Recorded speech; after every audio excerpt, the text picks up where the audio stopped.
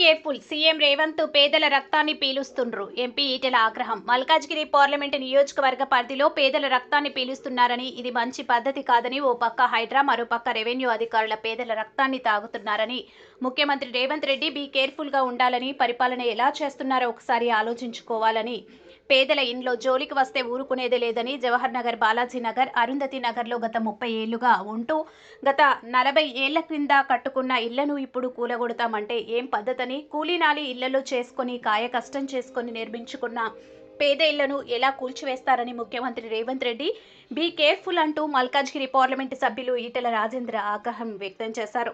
పేదల జోలికొస్తే సహించేదే లేదని ఆయన హెచ్చరించారు. కొందరు బ్రోకర్లుగా మారి పేదల రక్తాన్ని పీలుస్తున్నారని, పరిపాలన ఎలా చేస్తున్నారో ముఖ్యమంత్రి ఓసారి ఆలోచించుకోవాలని ఈటెల హితవు పలికారు.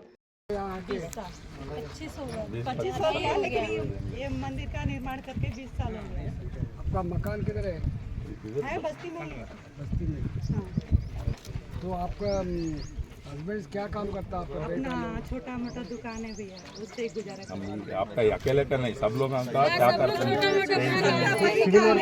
पेंटिंग वगैरह సిటీలో పనిచేసే లేబర్ అంతా ఇక్కడ బట్టల దందా కూడా చేసుకుంటారు. 500 కుటుంబాలు ఉంటాయి సార్ దగ్గర. मकान बने आप लोगों को?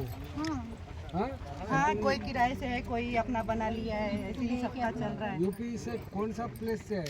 कोई काशी से काशी। है, कुछ गोरखपुर से है,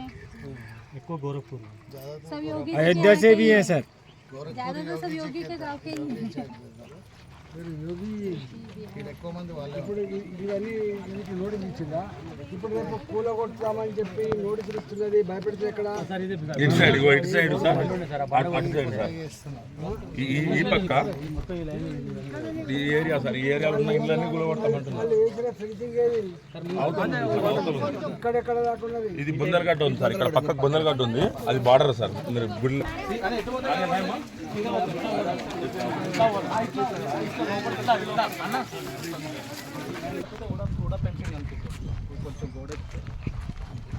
కిందకి బుందర్గడ్డ ఉంది సార్. ఇటు పోతే కొంచెం దీనికి కూడా సార్ చెప్పారు, అది అక్కడనే పెండింగ్ అయింది.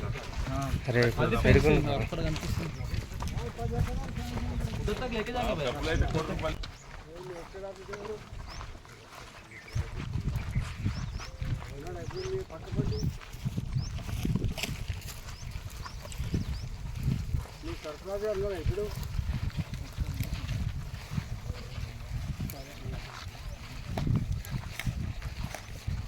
ఆగండి ముందు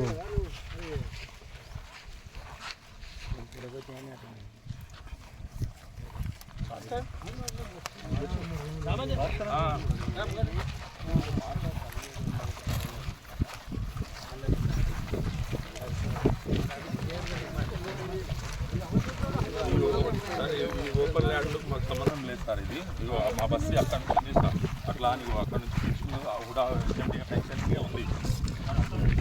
అవతల అటు సైడ్ వచ్చి ఇప్పుడు ఆ గుడి సార్, అక్కడ అమ్మవారి గుడి, అది ఆ గుడి కాడికి ఆ స్తంభం ఉన్న కాడికి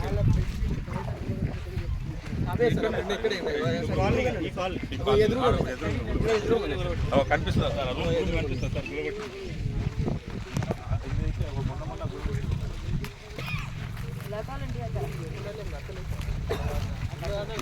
రెవెన్యూ బోర్డు పెట్టింది సార్, ఈ ల్యాండ్ కోసం అంటే బోర్డు పెట్టిండ్రు.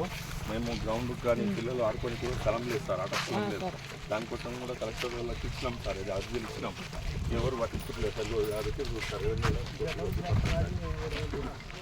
ఆ ఇల్లు, ఈ రోడ్ నుంచి యువతల మొత్తం మన గులగొట్టికి వస్తే మేము అందరం అడ్డుపడ్డాం సార్, అడ్డుపడి ఆపినాం. మాకు బస్సు మాది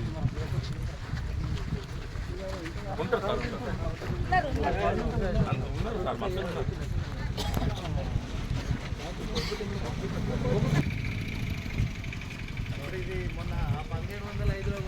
అవును సార్, ఇది అందులో ఉంది సార్.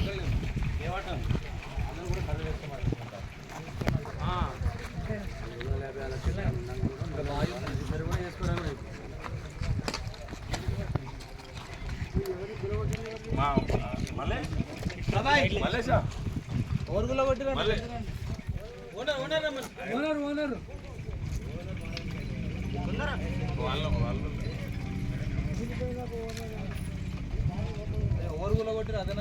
హెచ్ఎండి గారు అది మన రెవెన్యూలు ఆర్ఐ కాదు ఆర్ఐ మీడియా వాళ్ళు కంప్లైంట్ ఇస్తే ఆర్ఐ మంది ఉన్నారు వాళ్ళు కూడా దేశవ్యాప్తంగా యూపీ, బీహార్, ఒరిస్సా, బెంగాల్ లాంటి రాష్ట్రాలతో తెలంగాణ పల్లెల నుంచి కూడా పొట్ట చేత పట్టుకొని కన్న ఊరిని వదిలిపెట్టి కనిపెంచిన ముసలి వాళ్ళని కూడా అక్కడే వదిలిపెట్టి చిన్నపిల్లలు వేసుకొని బతుకుదెరువు కోసం వస్తారు. వాళ్ళు వచ్చి అడ్డా పెట్టేది బాలాజీ నగర్లో, జవహర్ నగర్. ఇక్కడ 5,000కో 10,000కో నెలకు జీతాల మీద పనిచేసేవాళ్ళు, ఇళ్ళల్లో పనిచేసేవాళ్ళు, ఎలక్ట్రిఫికేషన్ కోసం, ప్లంబింగ్ కోసం అనేక రకాల పనులు చేసి జీవించేవాళ్ళు. ఈ కూరగాయలు అమ్ముకొని, పండ్లు అమ్ముకొని నిత్యం కూలి చేసుకొని బతికేటువంటి ఈ కుటుంబాలకి 30 ఏళ్ళ క్రితం 40 ఏళ్ళ క్రితం కట్టుకున్న ఇళ్ళకి ఆనాడు కేసీఆర్ ఉన్నప్పుడే జీవో నెంబర్ 58 కింద 59 కింద ఇవాళ రెగ్యులేషన్ కూడా కాబడ్డది. అట్లాంటి దాంట్లో ఈ బాలాజీ నగర్లో ఉన్నటువంటి ఒక కాలనీ ఆరుంధతి నగర్ కాలనీ. ఈ ఆరుంధతి నగర్ కాలనీ 30 ఏళ్ళ క్రితం ఇక్కడ నిర్మాణం అయితే ఇక్కడ హుడా అధికారులు వచ్చి మా బౌండ్లోకి వచ్చిందని చెప్పి బెదిరించిపోయారు. ఇవాళ రెవెన్యూ అధికారులు అయితే దానికి అద్దే లేదు. ఈ ప్రాంతం కీసర మండలానికి, కాప్రా మండలానికి వస్తుంది. ఇక్కడ ఎంత నెక్సెస్ అంటే ఎంత సంబంధాలు ఉంటాయంటే ఎంఆర్ఓ గారు, ఆర్ఐ గారు, ఇక్కడ కొంతమంది సమాచారం ఇచ్చేటువంటి బ్రోకర్లు, వాళ్ళు ఏ రూపంలో ఉన్నా ఎవడైనా ఇల్లు పాత తిప్పి కట్టుకున్నా, కొంచెం ఎక్స్పాండ్ చేసుకున్నా, లేదా కొంత పాతది జాగా కట్టుకోకుండా మిగిలిపోయిన దాంట్లో కట్టుకున్నా కూడా వాళ్ళకు 50,000 రూపాయల నుంచి 2 లక్షల రూపాయలు చేతులు తడితే తప్ప, అంటే రక్తం తాగుతున్నారు అనుకో, పేదల రక్తం, ఈ 2 లక్షల రూపాయలు వసూలు చేసి ఇక్కడ ఇళ్ళ డబ్బులు కనుక ఇవ్వకపోతే వాళ్ళు నిర్మించుకున్న 30,000, 50,000, లక్ష రూపాయలతో కట్టుకున్న ఇల్లు కూలగొట్టేటువంటి పద్ధతి ఉంది. నిన్న ఇక్కడ హుడా వాళ్ళు వచ్చి ఇది ఇక్కడ దాకా మాది వస్తుందని చెప్పి వాడు మార్కింగ్ చేసిపోతాడు. ఇక్కడ రెవెన్యూలో వచ్చేమో మేము సోమవారం రాబోతున్నాం, ఒక 100 ఇళ్ళైనా కూలగొడతామని చెప్పి వచ్చిందంటే ఇవాళ వీళ్ళు ఎంత మూర్ఖులో, ఎంత దుర్మార్గులో, పేదల రక్తం ఎంత తాడా సిద్ధపడరో, మరి ప్రభుత్వం ఏం చేస్తుందో, శోధ్యం చూస్తుందో తెలుసుకోవడానికి కోసం వచ్చిన ఇక్కడ నేను ఒకటే హెచ్చరిస్తా ఉన్నా. ఇవాళ కలెక్టర్ గారితో 50-100 సార్లు మాట్లాడి ఇప్పటికే ఈ బాలాజీ నగర్ ఇవ్వాలి కదా, ఇవాళ నువ్వు పుట్టుకున్నప్పుడు ఇక్కడ బాలాజీ నగర్ ఉన్నది, ఇక్కడ విజిట్ చేయి, వాళ్ళ సమస్యలు ఏందో శాశ్వతంగా పరిష్కరించు, ప్రతి నిత్యం జలగల్లాగా వీళ్ళ రక్తం తాగే పరిస్థితి చేయొద్దు అని చెప్పి చాలాసార్లు చెప్పినాం.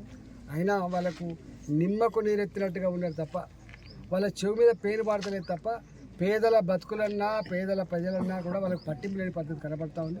నేను తప్పకుండా రెవెన్యూ మంత్రి గారితో కూడా చివరిగా మాట్లాడే ప్రయత్నం చేస్తా. మంత్రి గారితో కూడా మాట్లాడే ప్రయత్నం చేస్తా. ఒకవేళ కనుక పిచ్చి పని చేసి ప్రభుత్వం పేదల జోలికి వచ్చి ఇల్లు కొలగొడతా అంటే బీ కేర్ఫుల్ అని చెప్పి హెచ్చరిస్తా ఉన్నా. నేను ఇక్కడ ఎంపీగా ఉన్నా, ఇక్కడ నేను ఎంపీగా ఉన్నా. ఈ పేదలు 50 గజాలలో 60 గజాలలో కంపు వాసనలో ఇలా నిజంగా నాలాంటి కుటుంబం పుక్కడికో 10 ఎకరాలు ఇచ్చినా కూడా ఇక్కడ ఒక ఇల్లు కట్టుకునే పరిస్థితి ఉండదు. అంటే గంత దీనమైన బతుకులు బతికేటువంటి ఈ పేదలు ఎక్కడో యూపీలో ఉన్న గోరఖ్పూర్ నుంచి వచ్చి ఇక్కడ బతుకుతున్నారు, అరుంధతి నగర్. ఎక్కడో బీహార్లో మారుమూల ప్రాంతాల్లో ఉన్న వాళ్ళు బతుకుతున్నారు. ఎప్పటి నుంచి ఉన్నారమ్మా అంటే మేము 25 ఏళ్ళుగా 30 ఏళ్ళుగా ఉంటున్నారు. ఏం చేసి బతుకుతారమ్మా అంటే అంత చిన్న పని చేసి బతుకుతా అంటున్నారు. ఇవాళ ప్రజల మీద, పేదల మీద బ్రోకర్లు, రెవెన్యూ అధికారులు ఇలా డబ్బులు తింటున్నారంటే ఇక వాళ్ళు ఎట్లా మనుషులు, వాళ్ళు ఎట్లా పరిపాలన చేస్తున్నారో అర్థం కావట్లేదు. తప్పకుండా దీని మీద కలెక్టర్తో మళ్ళీ మాట్లాడే ప్రయత్నం చేస్తా, అదేవిధంగా రెవెన్యూ మంత్రి గారితో మాట్లాడే ప్రయత్నం చేస్తా. ఇది కనుక కూలగొడతా అంటే దీని సంగతితో చెప్పడానికి నేను కూడా రేపు మండే నాడు ఇక్కడనే ఉంటాను.